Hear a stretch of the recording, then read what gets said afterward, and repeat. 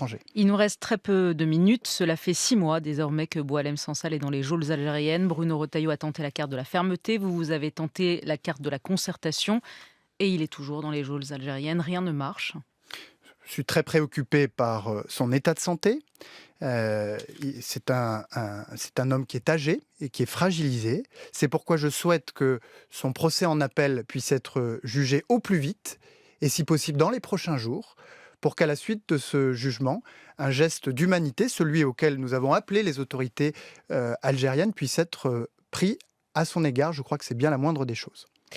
Il y a un an, 3 ministères, dont le vôtre, ont commandé un rapport sur les frères musulmans et l'islamisme politique en France. Ce rapport a été remis à Bruno Retailleau. Le Figaro en révèle les grandes lignes ce matin, parle de réseaux tentaculaires, d'organisations secrètes, de quartiers islamisés, parle d'un vrai risque frériste en France. Votre réaction ? Je ne vais pas commenter un rapport qui n'a pas été publié, dont nous allons faire l'analyse détaillée. Il a été remis à Bruno Retailleau. Il a été remis à mes services vous. également, mais il n'a pas été publié et c'est pour des bonnes raisons.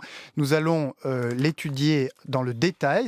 Il fait suite à un travail de longue haleine par un préfet, un diplomate auquel je veux rendre hommage, qui vont nous permettre de repousser cette percée de l'islamisme radical dans notre pays qui s'en prend à la laïcité, pourtant clé de voûte de notre contrat social. Bruno Retailleau, votre collègue de l'Intérieur qui a remporté largement son combat contre Laurent Wauquiez pour la présidence du parti LR, ça en fait un candidat sérieux, crédible pour 2027 ? En tout cas, ça en fait un président pour les Républicains. La page est tournée et d'une certaine manière, ce qu'ont dit les militants des Républicains, c'est qu'ils validaient la participation des Républicains au gouvernement de François Bayrou. Non pas par adhésion à un projet commun, mais par sens des responsabilités. Parce que face à toutes les menaces qui sont devant nous, la guerre est à nos portes, la planète est en ébullition, et puis on le disait, jusqu'en Roumanie, la démocratie est prise d'assaut. Eh bien face à tout cela, il nous faut faire preuve de responsabilité, savoir travailler avec des formations politiques qu'on a parfois combattues.